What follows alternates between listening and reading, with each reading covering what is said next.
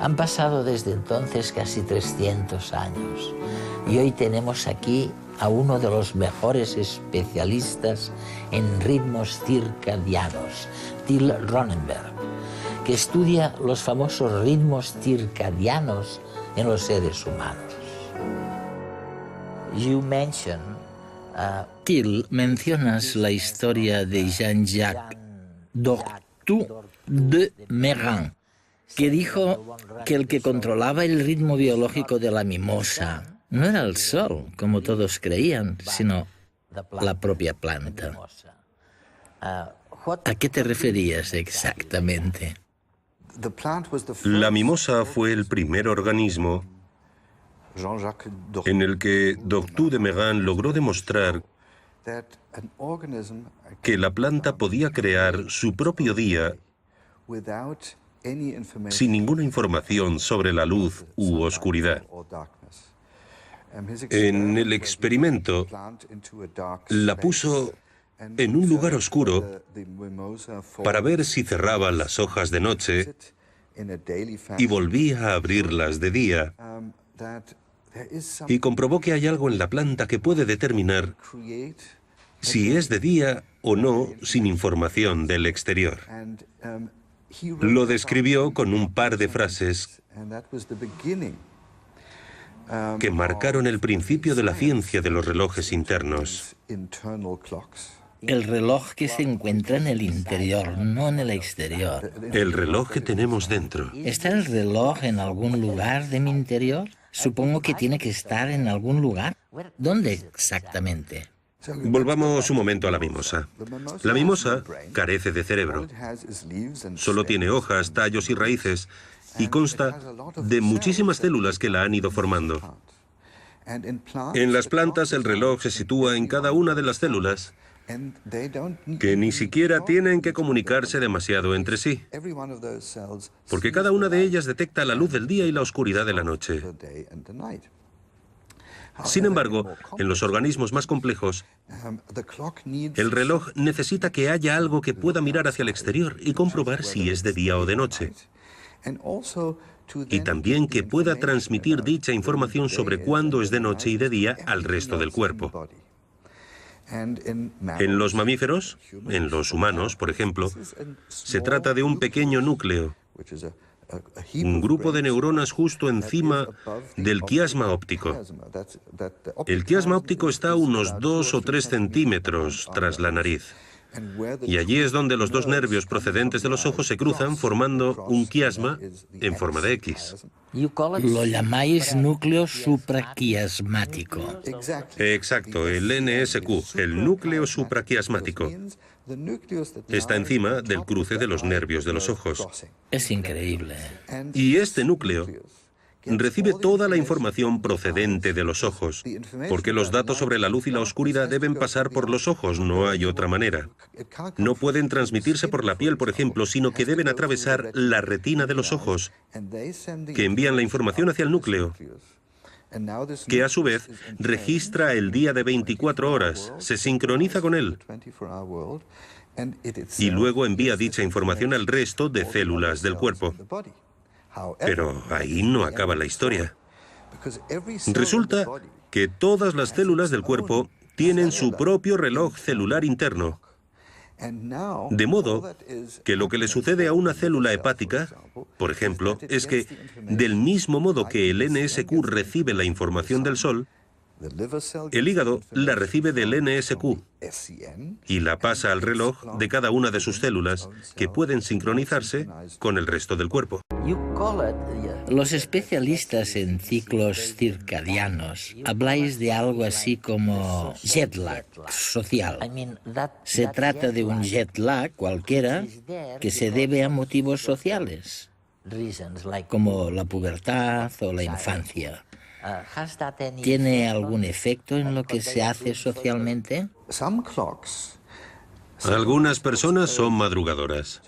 Se acuestan sobre las 8 en los casos más extremos. ¿Sí? Y sus relojes biológicos los despiertan sobre las 4 de la madrugada.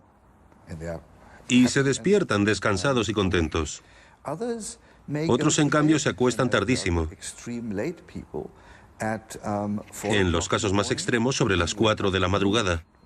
Pero se despertarían a mediodía si no sonara el despertador. Así pues, el reloj biológico de cada uno de nosotros conecta de un modo diferente con el mundo exterior. Evidentemente, el mundo exterior no solamente se limita al tiempo de luz solar, sino también al tiempo social. El horario de inicio escolar definitivamente marca socialmente nuestra vida cotidiana y la de los niños en edad escolar. Y cuando alguien tiene un reloj interno con horarios tardíos y debe acatar un reloj social que empieza muy temprano, esa discrepancia, ese desajuste entre el tiempo interno y el tiempo social, es lo que denominamos jet lag social. Lo llamamos así porque si le pedimos a alguien que lleve un diario de sueño y anote a qué hora se queda dormido cada día, normalmente estos diarios muestran que muchos duermen poco y madrugan 5 días por semana, pero luego retrasan muchísimo y alargan el sueño durante 2 días el fin de semana para acabar volviendo a los madrugones. Es casi como si volaran 6 veces. Es increíble, ¿no? Vuelan hacia el este el viernes por la tarde y regresan el lunes por la mañana, pero por supuesto sin moverse del sitio. Es decir, no sufren el jet lag real de los viajes, pero la situación es la misma. Los relojes internos y los relojes sociales prácticamente los condenan a vivir en 2 usos horarios distintos y tienen que enfrentarse a eso todas las semanas. Pero, y corrígeme si me equivoco, el mejor regulador del reloj interno es la luz. ¿Es esto así? Sí. Sí, nuestro reloj interno está acostumbrado a recibir mucha luz durante el día y ninguna luz de noche. Sin embargo, durante los últimos 200 años de industrialización, todo ha cambiado mucho, porque vivimos entre 4 paredes todo el tiempo. Eso implica que no estamos expuestos a mucha luz durante el día y que además usamos luz artificial de noche, por lo que tampoco experimentamos una oscuridad total. Por eso nuestros relojes han empezado a cambiar. Si encima estás enfermo y no sales nunca al exterior, ya no solo es que el reloj se atrase mucho, como suele pasar cuando no te expones a mucha luz de día ni a mucha oscuridad de noche, sino que incluso puede que el reloj empiece a ir por libre, porque al carecer de información verdadera sobre dónde está el mundo de 24 horas pasa a crear su propio mundo. En la época moderna, el único momento de oscuridad que conoce el reloj interno es cuando dormimos. Esto es. Y el momento en el que dormimos viene determinado por el reloj interno, lo cual genera un círculo vicioso que puede llevarnos a vivir en un tiempo aparte, completamente desvinculado del tiempo solar y del tiempo social. Es, por ejemplo, lo que sucede a veces con las personas muy mayores o que padecen alguna enfermedad. Hoy nuestro entorno cambia muchísimo, más de lo que lo hizo hace 10.000 años, cuando en las sociedades agrícolas la gente se levantaba temprano para ir a trabajar. ¿Cuál es el futuro? ¿Qué se nos viene encima? ¿Qué esperamos de todos estos cambios? ¿Tendremos que adaptar los relojes? ¿O tendremos que adaptarnos nosotros? No creo que sea necesario remontarse 10.000 años. Hace 300 años no podíamos usar la luz artificial que se usa ahora de noche. Es verdad, sí. Y el cuerpo estaba más sintonizado con la oscuridad y la luz. Ahora intentamos medir culturas y grupos dentro de una cultura. En Brasil, por ejemplo, e intentamos plantearnos cómo dormíamos y cómo funcionaba el reloj biológico cuando no había electricidad, cuando dependíamos totalmente de la oscuridad o la luz del día. Con un poco de suerte, estos estudios nos ayudarán a entender cómo ha cambiado el panorama en los últimos 200 o 300 años. Creo que nunca ha sido una buena idea forzar la biología, que se adapta muy lentamente, Exacto. a lo que creemos que debería funcionar como la vida moderna. Sea como sea, se están haciendo cosas apasionantes. Sabemos que la intensidad de la luz es, por supuesto, importante.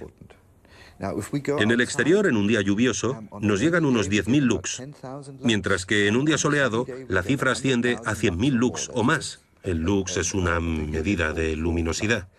En el interior, en los edificios, tenemos suerte si logramos estar expuestos a más de 200 o 300 lux. No es nada. Es como si viviéramos constantemente en una cueva. Nunca nos exponemos a la luz del sol. Sin embargo, la intensidad lumínica no es el único factor importante. Lo bueno es que la biología interpreta la luz también en función del color. Por ejemplo, en un día soleado en el exterior encontraremos mucha más luz azul que en la mayoría de lámparas que teníamos hasta hace poco en los interiores. Ahora disponemos de lámparas que pueden generar luz azul incluso durante la noche, de modo que el reloj biológico piensa que sigue siendo de día. ¿Cómo es posible interferir o que la cultura interfiera en la manera de calcular el día, la noche, el horario laboral, el horario de vuelo? Bueno, la cultura incide de muchas formas. Por supuesto, incide en el reloj social, porque cada cultura crea su propio horario social. Dicho horario social debe negociar con el tiempo interno, o más bien al revés. El tiempo interno debe adaptarse al tiempo social. Por ejemplo, está el caso de España, del noroeste de España. Ahí tenemos un ejemplo fantástico de la influencia de la cultura en el ritmo circadiano, porque los pobres gallegos tienen que vivir según el horario de Praga. Están en el mismo uso horario. Es verdad, sí. Esto significa que en verano, cuando el reloj marca mediodía, en realidad apenas son las 9:30 respecto al verdadero mediodía, que es cuando el sol está en el punto más alto de elevación sobre el horizonte. Medianoche está a medio camino entre la puesta de sol y la salida del sol. Y cuando los relojes sociales y culturales nos dicen que es medianoche, la mayor parte de veces mienten porque no estamos en la mitad de la noche. Solo es medianoche en Praga, pero en absoluto en Galicia. Como los relojes biológicos de todo el mundo, también de los que viven en el noroeste de España, se sincronizan con la hora solar real, hay un desfase respecto a los habitantes de Budapest, por ejemplo, lo cual repercute en la cultura.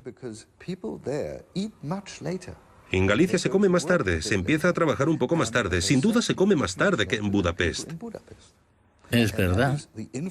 Y eso se debe a que el tiempo interno que detecta la luz solar se impone sobre el tiempo social.